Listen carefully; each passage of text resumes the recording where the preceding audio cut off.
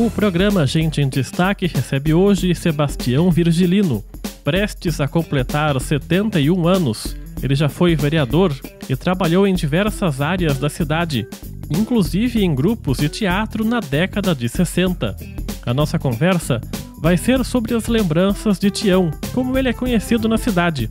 Ele vai contar também sobre o trágico acidente que lhe fez amputar uma perna, além de recordar as passagens marcantes de Jacareí durante esses anos todos. Em 1988, por exemplo, Tião Virgilino se candidatou a vereador na eleição para prefeito mais impressionante da história da cidade.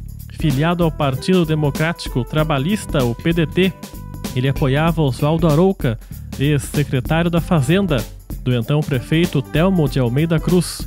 Tido como azarão, Arouca venceu a eleição, derrotando os figurões favoritos naquele pleito, como Demésio Mota e Delma Assad.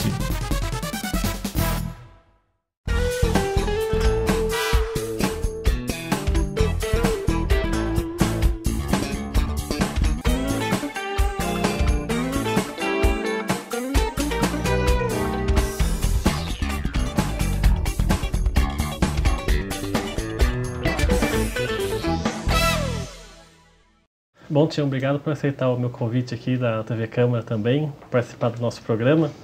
Eu queria que começasse essa entrevista falando um pouquinho sobre a sua infância. Você não é de Jacareí, né? Sou de Jacareí. É de Jacareí? Nascido... Primeiramente, eu queria dizer boa tarde a você, boa tarde aos telespectadores da TV Câmara, dizer que eu sou de Jacareí. A minha mulher costuma dizer que eu sou tão ampitigo, com PH, que...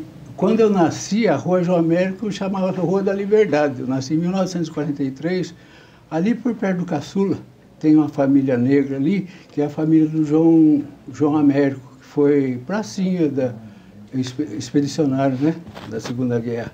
E a gente era vizinho ali. Então eu nasci ali. Quando eu nasci, ele ainda estava ali. Ele foi em 44 que ele foi convocado e acabou ficando por lá, né? E como é que foi a sua infância aqui? O que faziam seus pais? Meu pai era ferroviário, né? Ele trabalhava aí, não era maquinista porque meu pai era analfabeto, sabe? Ele era auxiliar, folguista, né? Desde a época da lenha, né? E a minha infância foi pobre, mas foi uma infância muito feliz, sabe? Eu acho que na época a gente não tinha tempo para crise, não. Sabe? Se você não tinha brinquedo, você criava brinquedo, era boizinho de chuchu, sabe? A gente brincava, porque embora eu tivesse nascido ali na João Américo, a minha casa não tinha luz, era lamparina. Então à noite a gente se divertia fazendo aqueles bichinhos de sombra, sabe? As mãos. Então, assim, não tinha crise não, sabe? Eu acho tão engraçado dizer que eu era pobre, mas parece que quando a gente era pobre era melhor do que hoje, rapaz.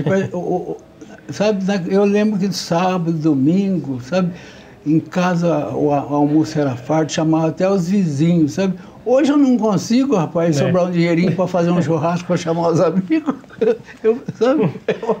E como é que era, descreve pra gente como era Jacareí nos anos 50, fim dos anos 40, como é que era a cidade de Jacareí? Eu defino Jacareí, eu sempre tive em mente que Jacareí naquela época parecia um grande casarão de uma fazenda, sabe? Onde, por exemplo, todo mundo conhecia todo mundo, sabe? Você via uma pessoa na rua, você podia até não saber o nome, mas você sabia de que família que era, sabe? Quando que hoje eu me sinto assim, um estrangeiro aqui, sabe? Mas as pessoas me conhecem, até por ter tido uma vida pública, né? Do que eu conheço as pessoas, sabe? Quer dizer, naquela época existia mais contato, porque também era menos gente. Né? Exato, sabe? Não tinha circular, você andava a cidade de ponta a ponta. Você tem uma ideia, eu e um amigo, Zé Vicente, que hoje você deve até conhecer, o Zé Vicente, ele é coronel da Polícia Militar, e ele é especialista em segurança, sabe? Foi meu vizinho ali, a gente passou a infância junto. E a gente ia no cinema, por exemplo, a gente curtia muito cinema, sabe? A gente ia umas 4, 5 vezes por semana no cinema. Então a gente chegava no Rosário às vezes e perdia a primeira sessão, a gente saía daqui do Rosário e ia até o Sene conversando, sabe? E depois voltava, que era tempo de pegar a segunda sessão. Hoje o pessoal acha longe, né? E tinha aquele sossego também, tranquilidade também, as amizades. E na sua adolescência você já se interessou pelo teatro? Começa aí ou não? O teatro nasceu de 1960, acho que foi em 60 que o professor Simplício chegou aqui. E eu, em 62, eu fui trabalhar na Rádio Clube, sabe? E por falar em Rádio Clube, tem a Rádio Clube de Jacareí tem uma importância muito grande na minha vida. Desde 1953, 54, mais ou menos, eu era garoto e tinha uma dupla sertaneja, sabe? Que tinha um programa aos domingos e eles passavam em casa ali, deixa eu levar o menino, me levavam, sabe? E eu já ouvia a Rádio Clube, sabe? Tinha bons locutores, inclusive seu avô era um dos ótimos locutores, Geraldo Prado, sabe? Geraldo, Ângelo, Maria Lopes, o Narita, sabe? Tinha ótimos locutores, o Darcy Reis, sabe?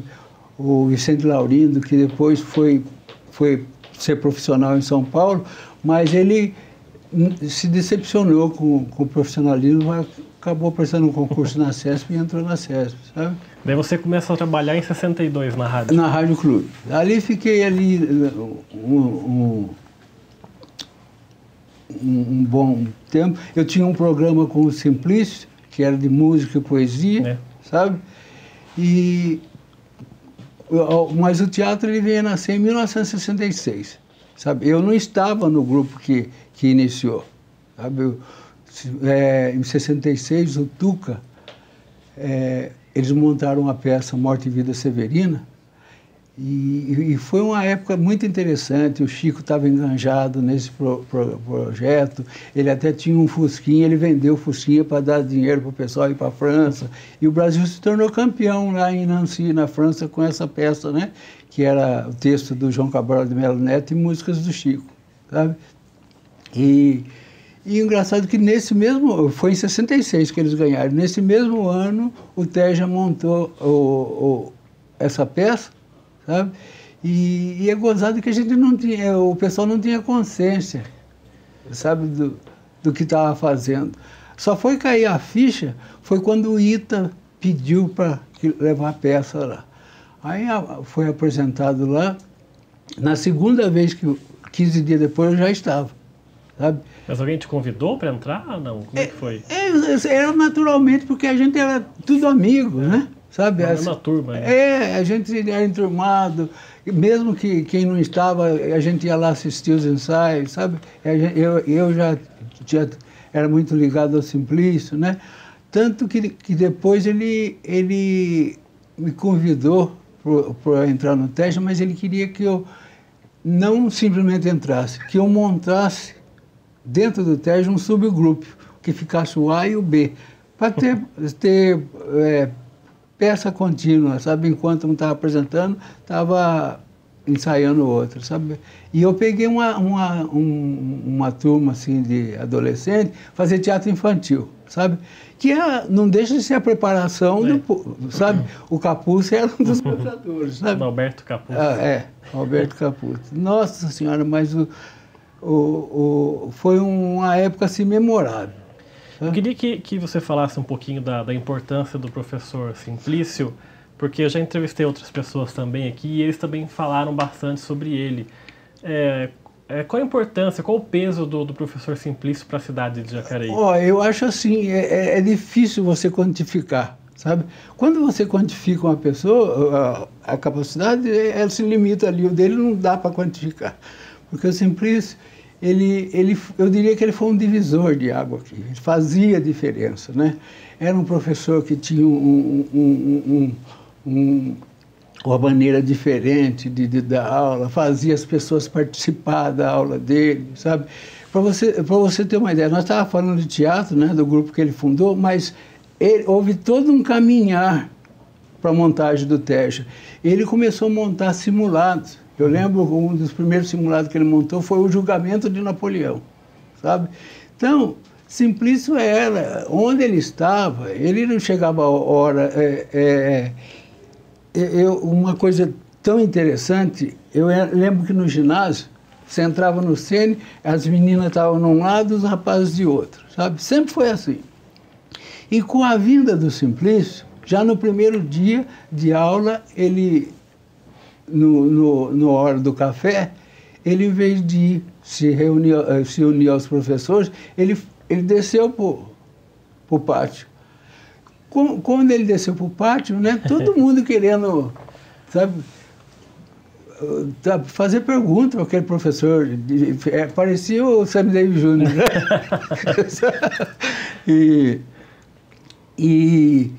E a curiosidade era tanto que até as meninas vinham. E com isso, acabou-se a separação de meninas de um lado e rapazes de outro, sabe? Então, o Simplício, ele foi assim... Ele foi um líder, né? Um líder político, né? Sabe? O pessoal, ele era engajado. Então, ele era engajado politicamente, né? Ele era. Tá? E nessa época, que vocês faziam o teatro, né? O Teja, foi uma época de repressão no Brasil, né? Você já sentia politicamente o que estava se passando no Brasil? Como é que você sentiu esse momento nessa época? Olha, a gente sentia, mas nunca teve problema nenhum. Eu lembro que quando montaram o FEMPO, primeiro FEMPO. A preocupação que o pessoal teve, eu não sei se você sabe, o FEMPO é festival de música, o PO é do poesia. É poesia. Sabe? E até dizer para você, eu não fui uma das pessoas que montou, organizador do FEMPO, mas eu me lembro que antes do FEMPO a gente ia muito num festival em São José dos Campos, sabe? Festival de música. E foi daí que surgiu a ideia de trazer para cá. E até muito interessante, você sabe que eu estava um dos anos que eu estava lá em São José nesse festival, eu estava conversando com um rapaz alto, magro, e ele era um fera. Só ele ganhava o festival lá em São José. Aí eu tô conversando com aquele rapaz que eu nem sabia o nome, daqui a pouco chega o Zé Roberto Zan, que é um professor que você também deveria conhecer, ele é daqui de Jacareí, professor da Unicamp. Zé Roberto Zan. E ele era cantor de um conjunto que tinha aqui, o Processo Pop. E o Zerro, né, que é como nós o chamamos, o Zerro chega e fala: ô Jacapau, você dá licença? Deixa eu aproveitar a oportunidade, eu queria pegar na mão desse moço aqui, cumprimentá-lo, porque ele vai crescer tanto que daqui a pouco eu não vou ter mais acesso a ele. Sabe quem que era esse moço? Era o Renato Teixeira. Nossa! Caramba! Sabe? Ele estava participando desse festival. Ele participava sempre, né? Ele era de Taubaté e participava. E eu sei que quando veio para cá, nós trouxemos para cá, o pessoal, nós tivemos, né? Eu me sentia assim, parte integrante, né? E que o pessoal teve a preocupação de pôr poesia para dar uma dissimulada, né? Sabe? Você lembra do primeiro festival? Como é que foi a repercussão desse aqui em Jacareí, do FEMPO, ou não? A coisa ficava mesmo a nível estudantil, né? Sabe? Vinha pessoas aí de São José, sabe? E era muito assim, os estudantes participavam muito, né? E era até engraçado, porque na época do festival tinha um pessoal que escrevia poema, mas tinha uns caras que escreviam por Ordô. Esse que é diácono aqui da Matriz, que é meu primo, sabe? Escrevia para ele, outro escrevia para mim, outro escrevia... O Godoy também era uma pessoa que uma hora eu quero ter a oportunidade de falar dessa pessoa para você, sabe? Era um intelectual que tinha aqui, sabe? Com 15, 16 anos eu fiquei assustado com a cabeça desse menino. Ele também participava do FEMPO? Ele não participava do FEMPO, ele veio depois, sabe? Até foi muito interessante, eu estava na fila do cinema um dia e ele chegou todo tímido. Você que é o Tião do teatro? Eu na fila. Ele falou: sou. Eu queria tanto entrar no teatro. O senhor começou a conversar. Você acredita que daqui a pouco eu saí da fila, fui para a casa dele com ele? Não, sabe? Fui na casa dele. Mas eu fiquei muito assustado que quando eu vi na cabeceira da cama dele, eu vi livro de Jean Genet, Heidegger, Merleau-Ponty. Sabe? Eu comecei a ficar assustado, rapaz. O Zaratustra era do Nietzsche, acho, não? Nietzsche. Nietzsche, né? Sabe? O Nietzsche. Eu falei, meu Deus, o que esse cara quer comigo? Sabe? Eu não estou com essa corda toda, não. Mas eu percebi uma coisa. Esse menino, ele tinha capacidade de absorver a minha vivência. Sabe? Rápido, assim. Ele tinha essa capacidade. Sabe? Nossa Senhora, o Godoy, sabe, ao mesmo tempo que o pessoal falava que o Godoy aprontava, que o Godoy não sei o quê, o Godoy foi um anjo que eu conheci, sabe, um doce, um cara, escrevia muitíssimo bem, sabe, ele e o Paulo Lemos, que era do nosso grupo, chegou a ter uma editora em São Paulo, Lemos Editorial, não sei se você chegou a conhecer uma revista Cult, sabe, a Cult era do Paulo. Sabe? E nessa época do teatro você se dedicava mais à direção? Eu era mais diretor. Eu dirigia o grupo B, né? E o Simplício A. Mas ele interviu e falou, Tião, o seu grupo B vai engolir o meu. Eu falei, por quê? Ele falou, não, sabe por quê? Porque o seu grupo tem uma coisa, ele é muito dedicado, ele se preocupa muito com a arte, em fazer teatro. A minha está se perdendo, eles estão se perdendo muito politicamente. E estavam começando a se engajar. E não deu outro, sabe? Tanto que eles estavam montando, às vezes, uma peça, o grupo A montando uma Pedreira das Almas, e nós estávamos montando o Eudorico Bem Amado, né? Nós tivemos que parar a peça para enxertar lá, porque já não andava mais, sabe? Já estava... E nessa foto que eu mostrei no começo do programa, que você está ali, é dos anos 60 também, né? Você estava como ator ali. Eu falo pro meu filho, sabe? Eles ficam lá o dia todo. A juventude de hoje, eles vão para um barzinho, sentam em quatro, cada um no seu celular, e fica ali, sabe? Isso aí é um esvaziamento tremendo, porque eu vou falar uma coisa, rapaz. Quanto mais você conhece o outro, mais você vai conhecer assim.